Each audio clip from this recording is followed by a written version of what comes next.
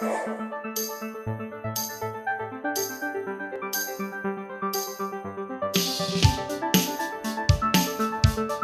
¿cómo están? Bienvenidos a este nuevo espacio de Sostenibilidad 2050, Líderes Empresariales Toman la Palabra. En esta ocasión tenemos una invitada súper especial que ha ayudado a promover la inclusión financiera en nuestro país, Margarita Henao. Margarita Henao es profesional en finanzas y relaciones internacionales de la Universidad del Externado y también tiene una maestría de gobierno y políticas públicas de la misma universidad en alianza con la Universidad de Columbia en Nueva York. Tiene también una especialización de gobierno y políticas públicas en la Universidad de los Andes. Tiene experiencia en diferentes entidades de gobierno y también en el sector privado. En DaviPlata ha tenido el liderazgo para impulsar la inclusión financiera en familias vulnerables, en personas vulnerables, pero también la promoción y la estrategia de vincular a pequeños empresarios en el tema digital. Margarita, buenas, muchas gracias por acompañarnos, gracias por recibirnos en DaviPlata y qué bueno poder conversar contigo y conocerte mucho más. No, mil gracias a ustedes por la invitación a poder compartir un poco experiencias que puedan contribuir y que inspiren a otros a seguir por el camino de la inclusión financiera. Además se me olvidaba, tan empresaria del año 2021 de la República. Eso es por la inclusión financiera también. Margarita, yo quiero aquí comenzar esta conversación más alineado un poco el tema, digamos, de la sostenibilidad. Uno dirá, bueno, ¿qué tiene que ver el tema de fintech, de inclusión financiera con la sostenibilidad? El Banco Mundial dice que la inclusión financiera ayuda a reducir la pobreza extrema y a mejorar la prosperidad de las personas. Y también menciona que con la inclusión financiera vamos a ayudar a potencializar al menos 7 de los 17 ODS de la Agenda 2030 de Naciones Unidas.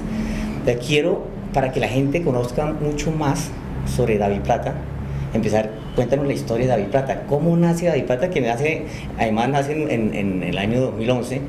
En ese momento la tecnología existía, pero no era tan avanzada como la que estamos viviendo actualmente. Nos gustaría entonces que nos contaras un poco sobre DaviPlata, toda esa historia, todo lo que has hecho. Bueno, pues la verdad es que DaviPlata nace en un contexto donde la inclusión financiera en el país es muy baja,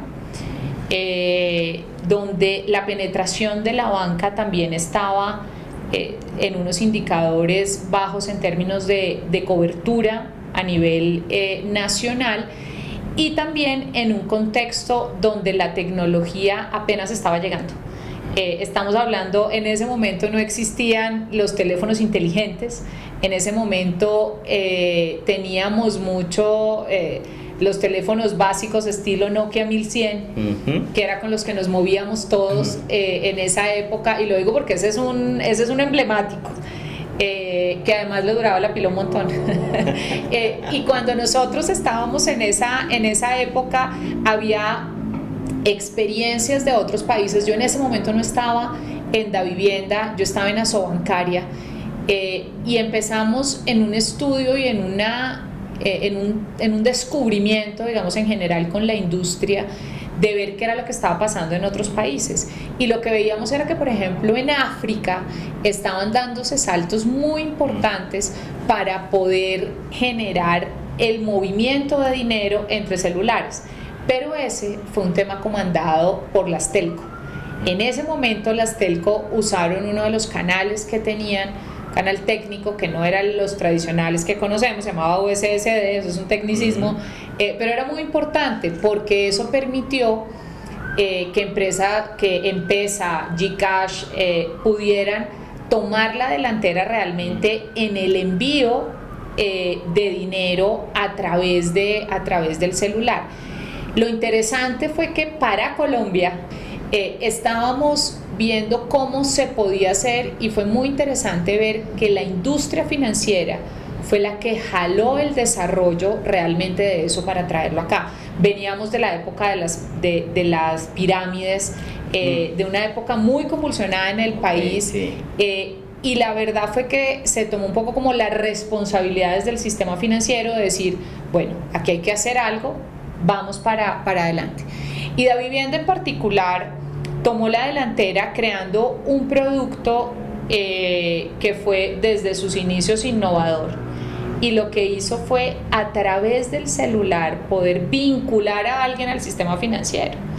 Es que eso en ese momento tocaba ir a hacerlo físico, la regulación decía que era con tarjeta de firmas, y que había que llenar 78 datos y que había que hacer una cantidad de cosas. Entonces se simplificó la regulación, muy importante la colaboración del gobierno en este propósito, el uso de la tecnología, y se logró finalmente a que se pudieran vincular personas al sistema financiero a través del celular, que se pudiera verificar esa información con la registraduría, y que pudiéramos empezar con unas transacciones básicas, meter plata, sacar plata, pasar plata. Pero en esto que acabo de decir hay un salto enorme porque se cambió el lenguaje.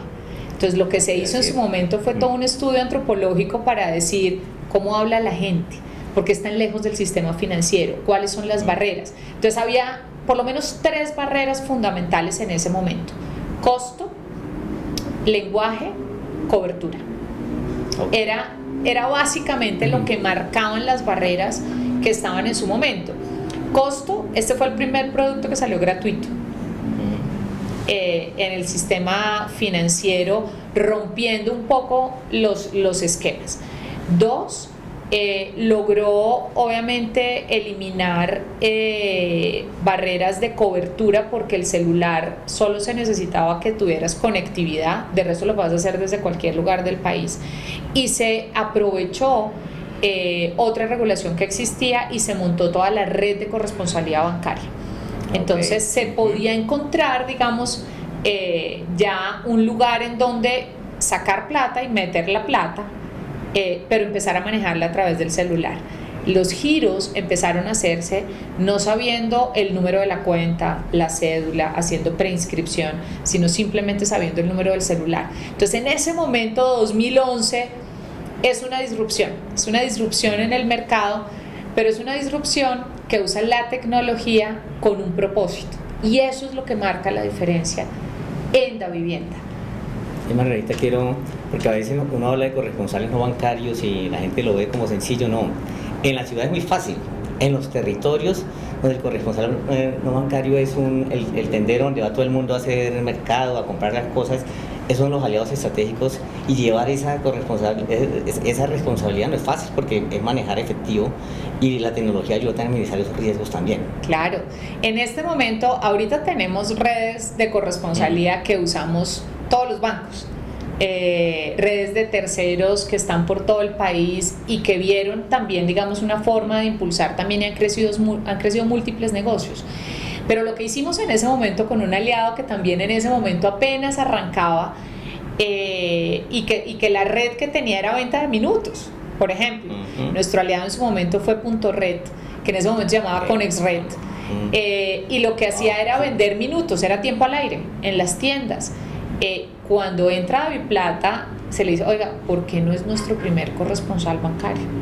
Corresponsal bancario, ¿qué es eso? ¿Y cómo es eso? ¿Y qué regulación? Bueno, se montó todo, y el manejo de efectivo era lo más difícil, porque lo más importante cuando empiezas a crear una nueva cultura de manejo del dinero es hacer que funcione y que se parezca lo que más se pueda al efectivo, para que sea un sustituto perfecto. Si no, empieza a generar, digamos, fricción entre las personas. Entonces lo que teníamos que hacer era decir: usted, en el caso del gobierno, el gobierno le mete plata a su celular, pero la plata está acá y usted la puede convertir en billetes. Sí, ¿cómo prueba eso? Entonces ir a la tienda y decir: yo pongo sacar plata, le dan un código, llega y le dice: don Pedro, ¿cómo le va? Vengo a retirar 70,000 pesos, listo, deme su código, lo escribe acá y le entrega billetes. ¡Wow! O sea, eso fue disrupción total.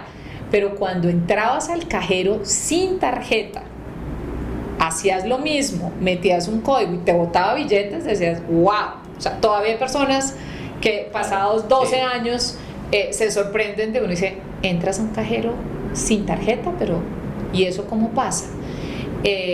Bueno, hace 12 años ya, esto fue una de las cosas en las que también se usa la tecnología, para conectar con un propósito, y ahí es cuando empieza a surgir la magia.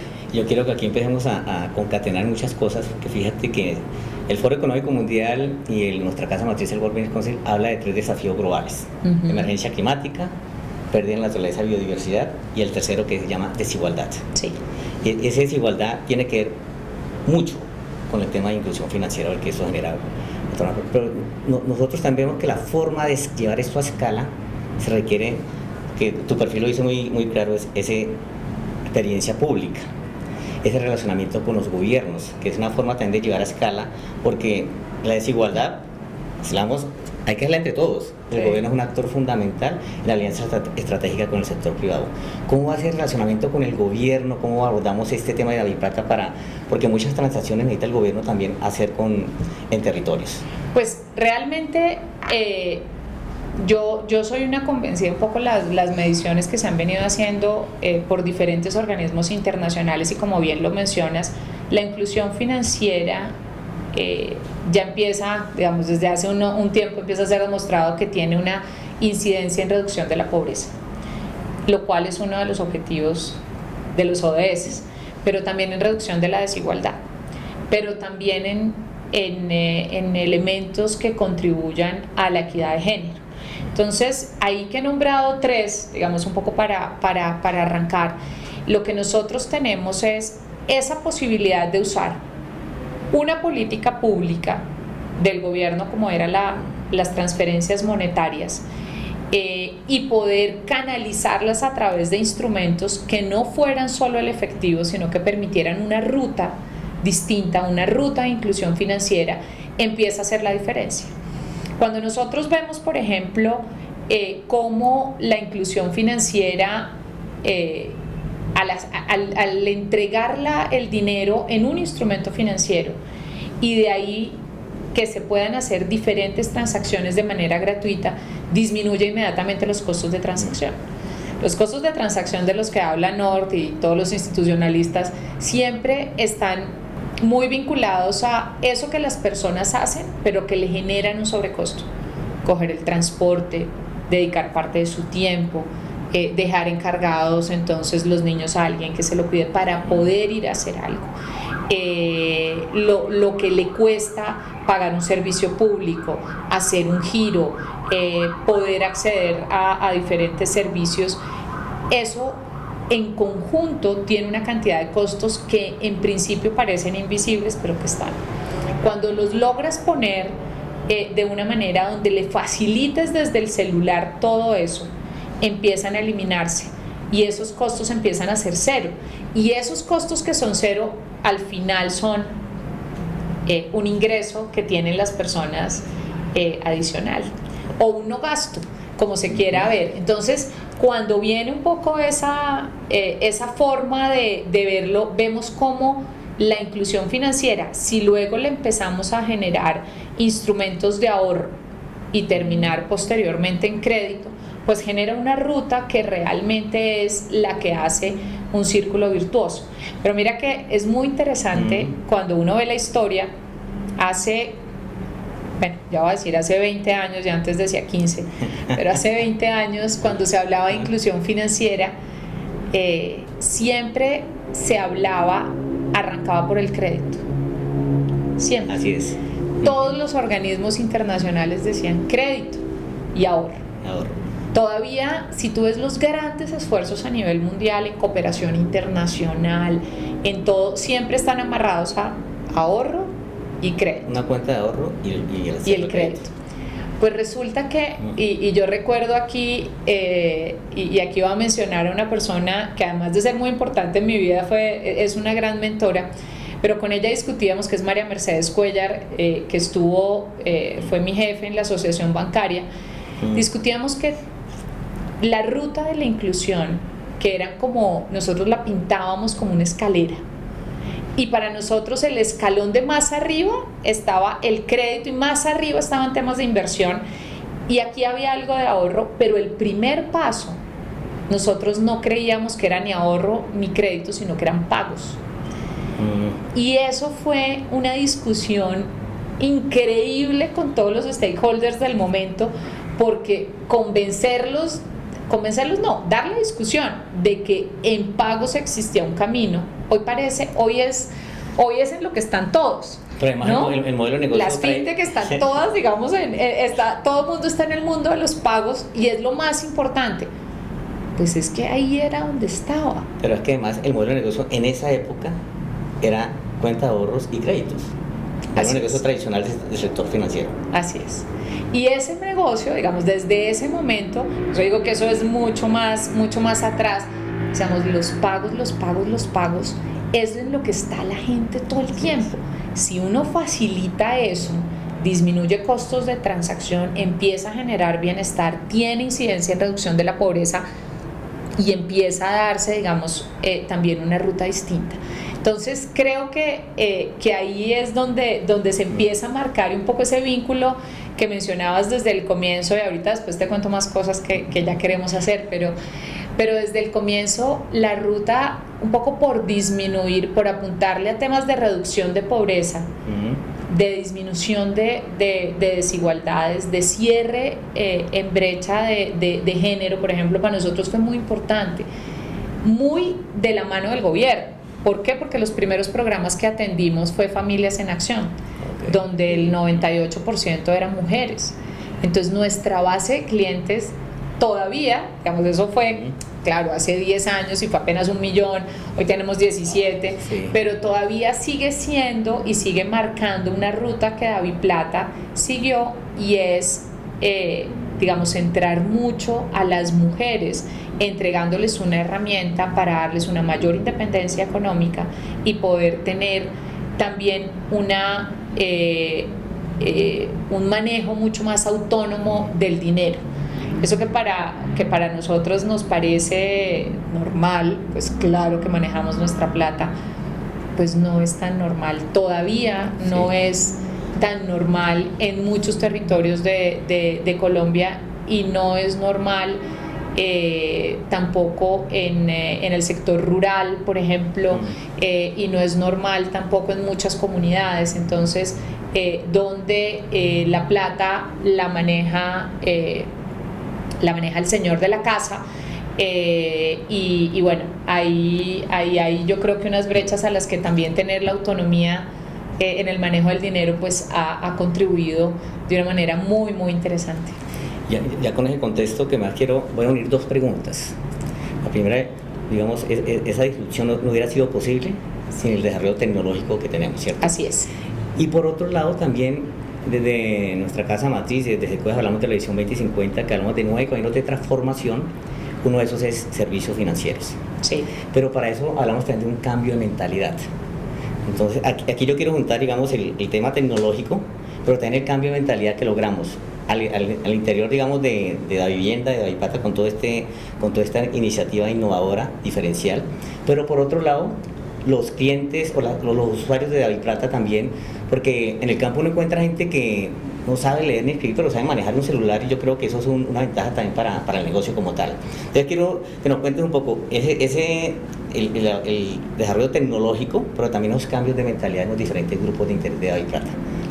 Bueno, pues esto es bien interesante porque eso sí tengo que decir que ya lo habían visto, digamos, aquí en Davivienda cuando yo llegué, y era muy la banca, en esa banca digital, creer en el celular, y aquí se habla del mobile first.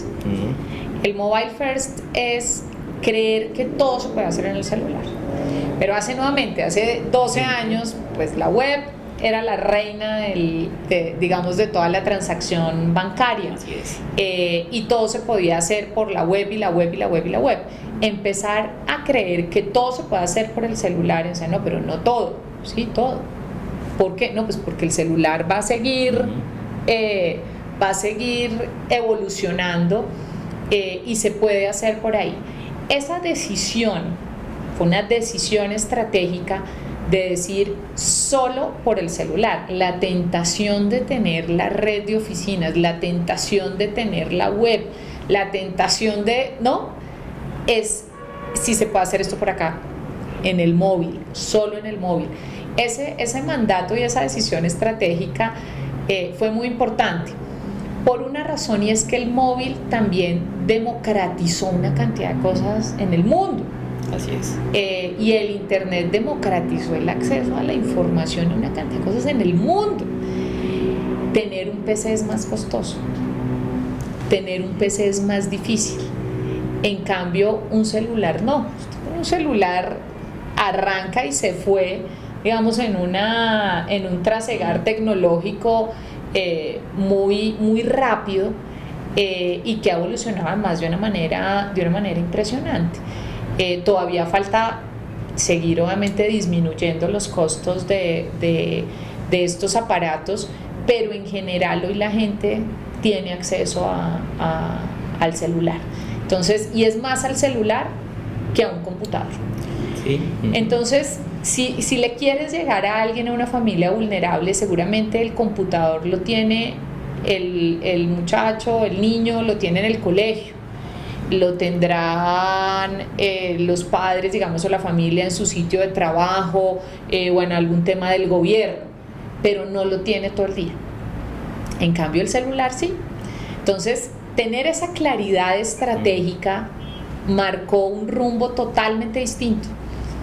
Un rumbo que empieza a ver cómo es el aprovechamiento de todo lo que se puede hacer en el celular para poder de ahí construir realmente las experiencias que hoy tenemos y que estamos viviendo. Y con ese rumbo tan definido, claro, ¿cómo le llega uno a las comunidades vulnerables para que acojan estas estrategias que no es fácil romper esos paradigmas en los territorios? Sí, no es fácil. Pues, a ver, cada vez nosotros rompemos como más paradigmas. Ahorita empezamos, digamos, cuando aún no había salido paradigmas, todos. Desde el comienzo, hacer las cosas gratis cuando nadie ofrecía nada gratis. Creer que el celular era el único camino cuando eso no estaba claro. Te escuché en una entrevista donde hablabas de que los datos para utilizar la aplicación los pagaba David. Claro, ese fue otro, porque cuando nos cambiamos a una aplicación, a una app, decíamos, bueno, esto se va a disparar, la experiencia es maravillosa, mucho mejor. No, pues resulta que es que la gente no tiene datos. Entonces, ¿cómo hacíamos? Entonces fuimos también los primeros que fuimos donde las telcos y les dijimos, venga, yo hago el pago revertido. Me acuerdo que hubo una experiencia que a nosotros nos marcó mucho y fue que vimos que algún operador tenía, y con Facebook decía, no, es que usted entra aquí y entonces tiene Facebook gratis. O sea, pero ¿y quién paga eso? Venga, ¿cómo hacemos? Pero también puede tener DaviPlata gratis. No, pero ¿quién paga? Alguien paga. Venga, yo le pago y cuando entren a esta aplicación, usted me cobra a mí. Entonces yo hago el pago revertido. Entonces nos fuimos, que también fue un tema increíble, con las tres principales telco, con Claro, Tigo y Movistar, y con ellas, digamos, logramos una negociación que empezó a dar digamos, esa opción de manera gratuita. Pero devolviéndome a tu pregunta, en 2015 hicimos el primer municipio sin efectivo, cuando no existía la app. ¿Cuál fue ese? Concepción, Antioquia. Okay. 2015. Desde Río Negro esto quedaba más o menos, no sé, como 2 horas, 1 hora y media, 2 horas, hasta Concepción. Y allá logramos decir, bueno, aquí será que podemos. Entonces hicimos bancarización, hablamos con los líderes, todo como si fuera un país en chiquito. Y logramos tener un día donde dijimos, aquí no se transa en efectivo, a ver si es posible. Y lo logramos. Entonces hay sueños como que se han ido materializando, también un poco en eso. Llegando a población vulnerable, a ver, nosotros desde el inicio, bancarizar en el Chocó era montarse en chalupas, e ir con papelitos y con un celular. Eran puros muchachos pues que los mandamos, decíamos, explíquele a la gente que aquí puede abrir y aquí puede entrar y aquí le llega la plata y aquí va a ser. Bueno, eso fue lindísimo. Hoy, digamos, después de pandemia entramos a todas las plazas de mercado. Nosotros llevamos más de 106 plazas de mercado, y ahí entra una nueva historia en DaviPlata, que es esos micronegocios y eso que digamos que arranca un poco en pandemia, pero también llegando a comunidades como las que estamos llegando ahora, que estamos llegando a comunidades indígenas. Y eso para nosotros es también un logro increíble. Nosotros en este momento tenemos un proyecto en Tuchín, en Córdoba, y ahí está la etnia zenú. Y llegar allá, bueno, ustedes no se imaginan las historias que hay detrás de convencer a los capitanes. No es fácil. No, pues dificilísimo. Además mujeres que llegan allá, entonces acompañadas también por hombres, e ir entrando, ir diciendo y que permitan que las mujeres también a través del celular puedan tener Daviplata. No, esto es, es un proceso muy interesante, de gran aprendizaje, pero también porque es que son esos indígenas que también tienen temas, por ejemplo, muy vinculados a artesanías, digamos, a toda la conservación de ese patrimonio cultural, social, digamos, que es de Colombia. Y cómo logramos que cuando vengan, porque eso yo no lo sabía, ¿no? Pero pues desde allá cuando uno recorre para llegar a Tuchín, llegan los cruceros de Nat Geo, ¿no? También uno dice cruceros de Nat Geo, Tuchín, sombrero volteado, etnia zenú, esto, mejor dicho, esto cómo se conjuga, y uno dice sí, y sucede en Córdoba, en Tuchín, y ahí estamos. Y cómo empezamos a llevar educación financiera y diferentes medios de pago allá, porque si no los llevas allá y no das esa oportunidad, ellos pueden perder también oportunidades, de hecho pierden oportunidades de crecimiento económico y de desarrollo económico de la misma comunidad. Entonces, empezar a llegar, digamos, con este tipo de programas allá, armar rutas turísticas, que ahorita que estabas mencionando todos los temas de sostenibilidad social y ambiental, es donde empieza Daviplata, digamos, desde hace mucho tiempo, pero ahora con un énfasis también un poco mucho más holístico, incluyendo los temas ambientales, de cómo se pueden llevar diferentes instrumentos de pago hacia comunidades y hacia destinos que realmente se vuelven relevantes para el país y para esas comunidades, que es lo más importante. Reina, me encanta lo que mencionas, porque primero veo un modelo de negocio adaptativo a las necesidades y realidades del país, que es fundamental. Yo voy a unir dos preguntas también de las que hablamos. Una, alinea un poco el tema de mi negocio, que me pareció súper interesante, que es una iniciativa que lanzaron en pandemia para reactivar la economía, que me encantó. Y era un tema, digamos, de darle herramientas a los pequeños tenderos, pequeños empresarios, para apalancar el tema, digamos, de inclusión. Pero por otro lado, quiero unirlo esto con el tema de educación financiera. Ayer estuve revisando la página, y me pareció maravillosa los videos que tienen contestando cada una de las preguntas.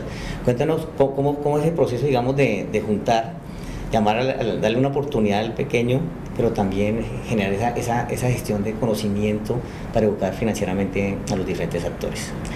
Pues esa es una tarea en la que realmente el Banco de Vivienda ha estado desde siempre, digamos, comprometido, y se han explorado también diferentes metodologías, unas plataformas de e-learning increíbles, con unos contenidos muy importantes, generando rutas de aprendizaje. Arrancamos por unos módulos, arrancamos por segmentos, luego se hicieron rutas de aprendizaje, luego, digamos, ya empezamos a crear mis finanzas para mi negocio. Antes solo eran finanzas para la familia, después mis finanzas para mi negocio, después finanzas en jeans, para los niños monetarium, y es cómo poner una serie como de conceptos disponibles, y tenemos muchos de esos. Sin embargo, hay una cosa en la que también creemos, y es que estamos dando un giro obviamente hacia allá, y es en la educación financiera experiencial. Okay. Normalmente las personas no se sientan el domingo por la tarde a hacer un curso. para ver si aprenden a manejar, a saber cómo se ahorra o a cómo se hace un presupuesto o cómo funciona un crédito hipotecario o qué pasa con una tarjeta de crédito. No. ¿Qué es lo que yo creo? Y es parte de lo que empezamos a implementar y es en la educación financiera experiencial. Y esto quiere decir una educación financiera que va a estar embebida dentro del quehacer transaccional de las personas o dentro de los productos financieros. Pues es cuando tienes dinero y te digo, si quieres ahorrar tienes un bolsillo, puedes poner la plata ahí y le puedes poner un nombre y puedes generarte una meta, así, y lo puedo hacer, sí, esa es una forma de ahorrar. Y si quieres obviamente entender cómo se hace un crédito, también las formas en que vas haciendo, recuerda que tienes la responsabilidad de pagar, recuerda que tu cuota es tanto, no lo pidas si crees que no alcanzas a pagar, eso es parte de la responsabilidad y de la creación del tema, no es desvinculado.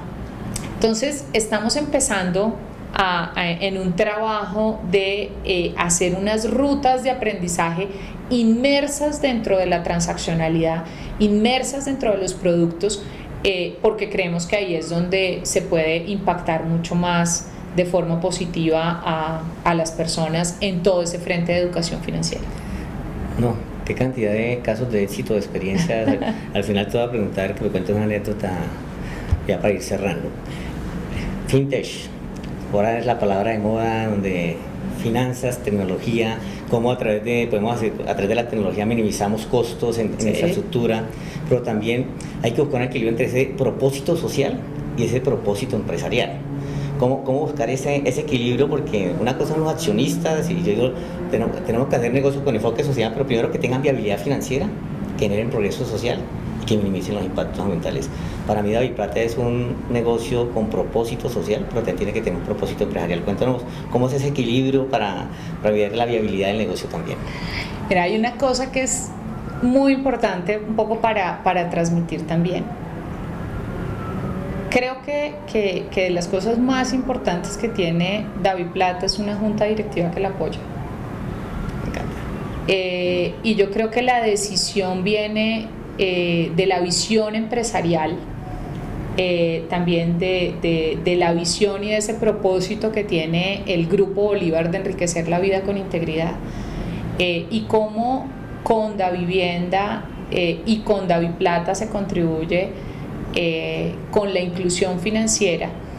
Y lo que nos dimos cuenta es que cuando se tiene ese propósito, trabajar para ese propósito genera una cantidad de cosas positivas en la compañía, en la sociedad, y eso, digamos, es parte de la magia que representa.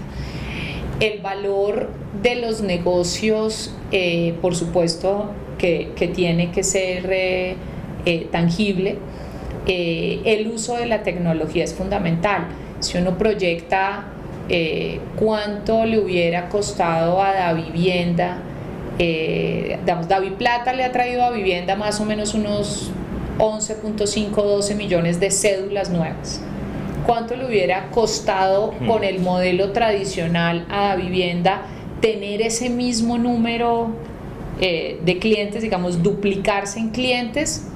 Pues hubiera sido bastante costoso. El usar la tecnología y usar la disrupción empieza a ser pues un elemento fundamental dentro del equilibrio y la sostenibilidad, obviamente, que tienen los negocios. Entonces, creo que siempre el estar pensando en cómo se hacen las cosas para que a todos nos vaya bien. ¿Cómo somos?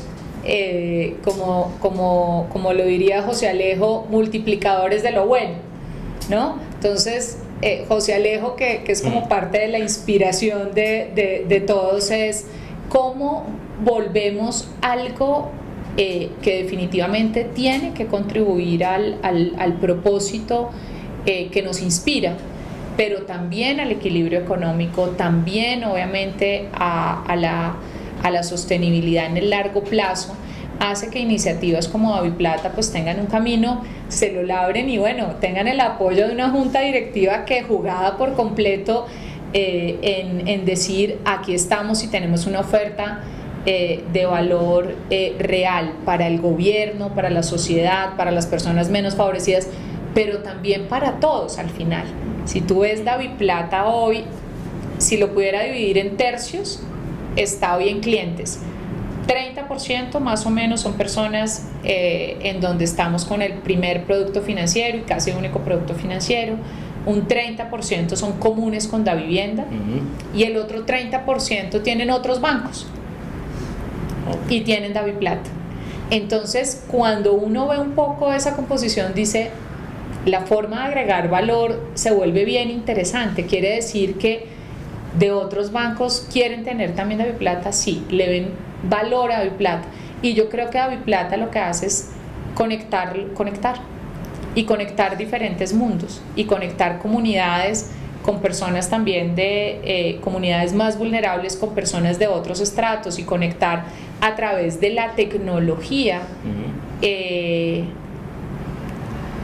realmente usándola para hacer la vida más fácil, que puede ser un cliché, pero realmente yo lo que creo es que nosotros conectamos comunidades y conectamos diferentes segmentos y diferentes grupos que en la mayoría de los casos no encontraban forma de conectarse, y yo creo que en parte eso es ese es el valor de lo que tenemos entre diferentes comunidades, no solo entre aquellas que no tenían acceso al sistema, porque ya como vemos, pues aún los que han tenido acceso al sistema desde siempre y con otra cantidad de recursos, pues también usan DaviPlata.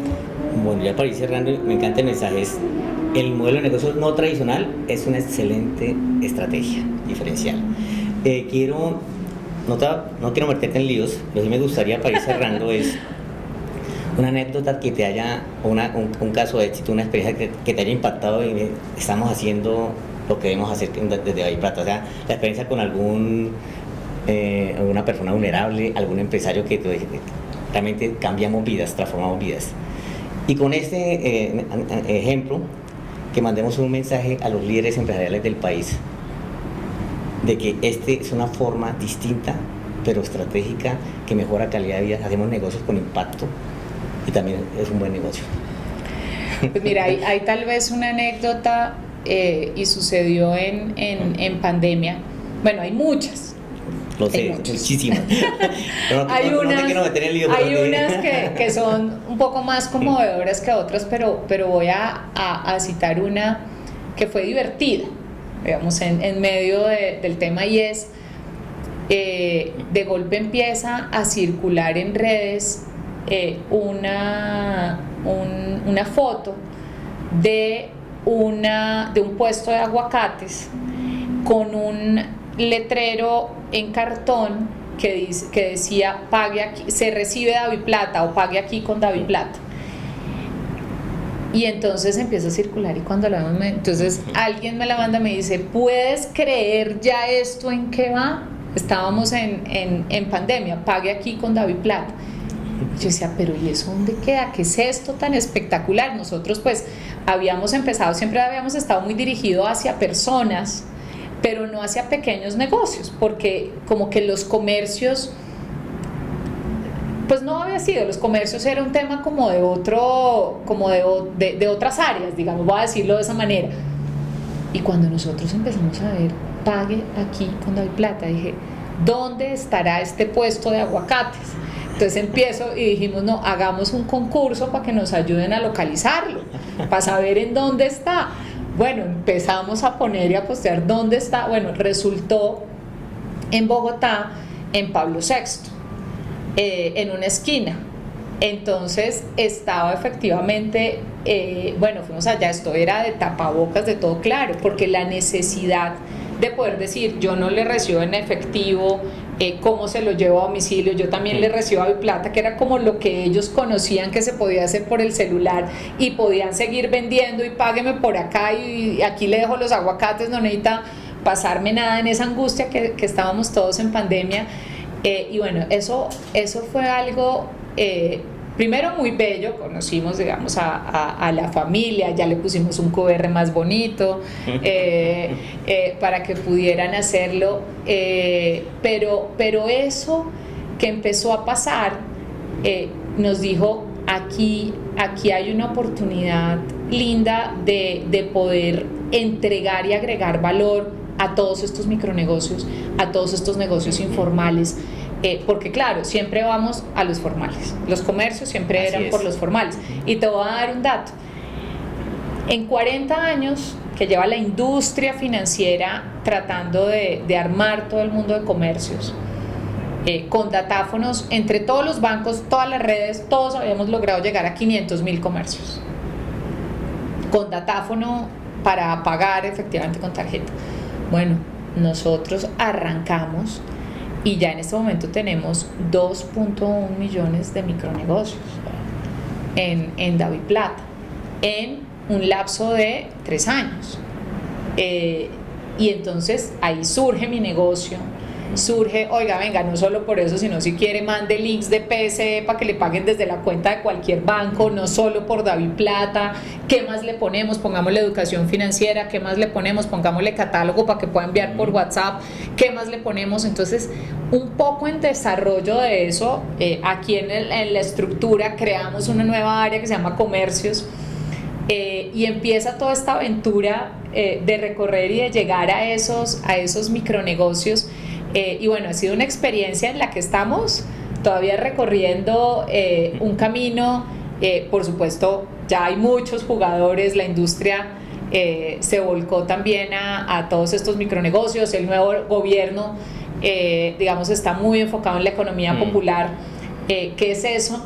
Pero ese es un camino que nosotros habíamos empezado hace mucho tiempo, y el descubrimiento era que teníamos comercios que no sabíamos que eran comercios. Porque eran personas naturales que usaban efectivamente Mander, se hicieron visibles, los identificamos y bueno, empezamos a generar una oferta de valor para ellos. Pero me encanta, ahorita lo que mencionas, yo diría que el diferencial de DaviPlata está en el propósito del negocio y tener un respaldo de una junta que cree en la iniciativa como para hacer impacto totalmente social. Yo creo que es un diferencial totalmente que se aparta de otras fintechs que pueden existir. Bueno, yo quiero que seas inspiradora, que mandes ese mensaje a los líderes que nos están viendo.